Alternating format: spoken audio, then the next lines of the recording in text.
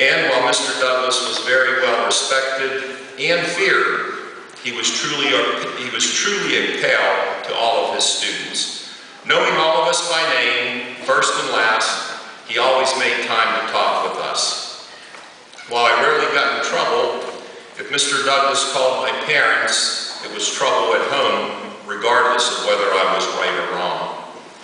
My final point being, I've known Dr. Carter my whole career here in Stanley County, and I know that like Mr. Douglas, she too cares for all of you, and she has worked hard with you and your teachers to get you to this final point in your high school careers. Now in closing, you might be sitting there saying, what's this mean to graduation? Well, this is what I hope. It means love your parents and family and place them first and actively involve them in whatever you do. And remember to call home every day. Moms love to hear from their children, believe me. Next, always appreciate your teachers and coaches. I still appreciate mine because they have provided you with your formal education, which has prepared you for the workforce, the military, or further education. And finally, thank Dr. Carter for being your pal.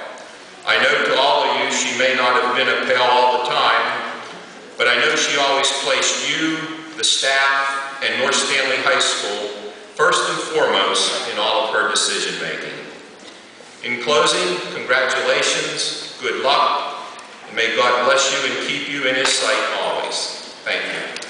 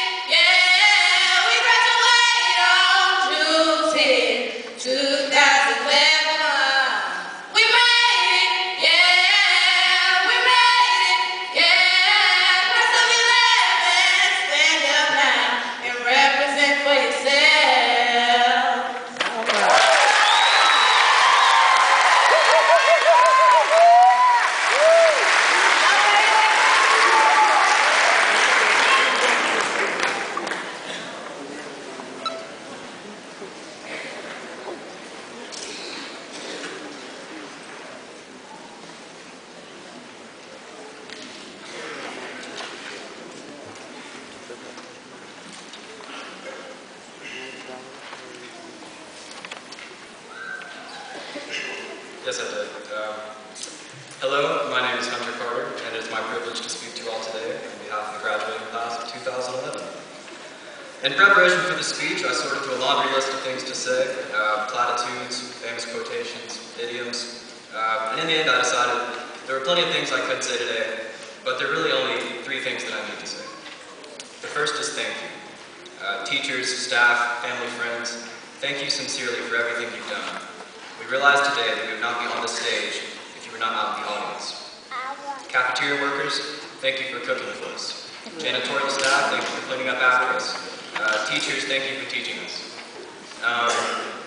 Family, thank you for loving and supporting us. Mom, Dad, I love you guys. Friends, thank you for being there. To my own friends especially, thank you for not being too serious. Thanks for laughing through high school with me. You know, a few good relationships make life worth living, make waking up to face the next day possible. And I think I can speak for the entire class when I say that we've been blessed to have had the relationships that we have had. So, once again, family, friends, teachers, thank you. When I woke up this morning, knowing that it would be technically my last day in high school, I immediately thought back to my first day of high school. My first day freshman year, I remember I came to school and I was terrified.